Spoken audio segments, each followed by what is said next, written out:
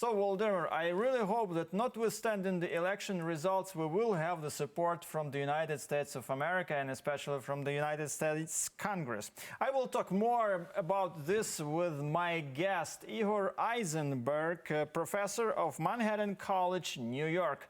Mr. Aizenberg, greetings and thank you for joining us today. Greetings from New York and greetings to everybody who is watching. Thank you very much for having me. So my first question to you is as follows. Did Republicans gain the control in U.S. Congress, at least from what we know now? Well, the Republicans are on the way to get control over the House of Representatives.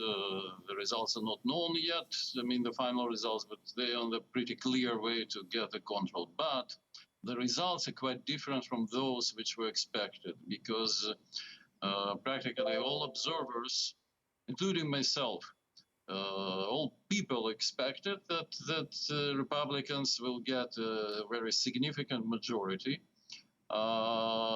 They did not get it. So likely they will have a majority, but very narrow majority, just a few seats. And this changes many things very drastically, because this is a big loss for former President Trump and for his influence in Republican Party, because Republicans built their campaign mostly on Trump's slogans.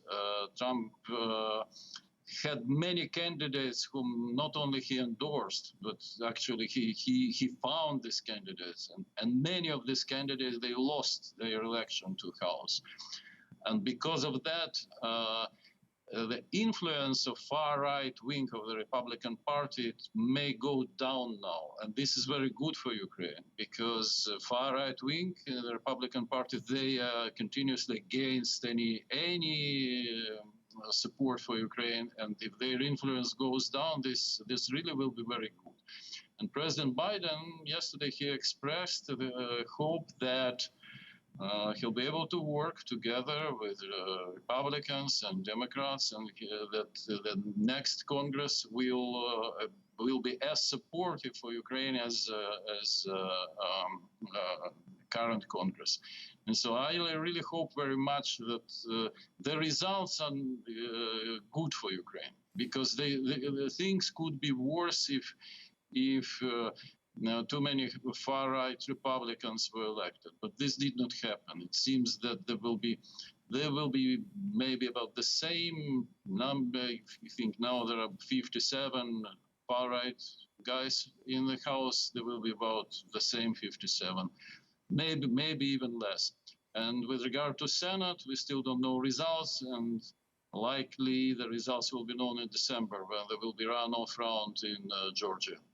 And we really hope here in Ukraine that the support from the United States of America will be the same as we had before. One more question, Mr. Aizenberg. A few words about Russian nuclear threats. Before the elections, the U.S. President Joe Biden often said that in case a Russian military decides to use a tactical nuclear weapon in Ukraine, the response from Washington will be very harsh. Will this remain unchanged after the elections? Yes, I'm absolutely sure this will remain unchanged. And because President Biden repeated that several times, and National Security Advisor Jake Sullivan, he also repeated that several times, even using very strong words, because several times he said that there will be absolutely catastrophic consequences for Russia if Russia will do that. So, and we know now that Jake Sullivan had some consultations with Patrushev and with Ushakov, Putin's foreign policy advisor, and then it's clear, because when Sullivan said before that what will happen if Russia uses nuclear weapons, it was delivered to the highest levels of Russian government, and now it's clear how it was delivered. So this will not change. I believe that absolutely this cannot change. Okay, thank you. Thank you very much for all the help we have from the United States of America. And thank you, Mr. Aizenberg, for joining us today. Igor Aizenberg, professor of University of Manhattan College, New York. Thanks for watching our YouTube channel.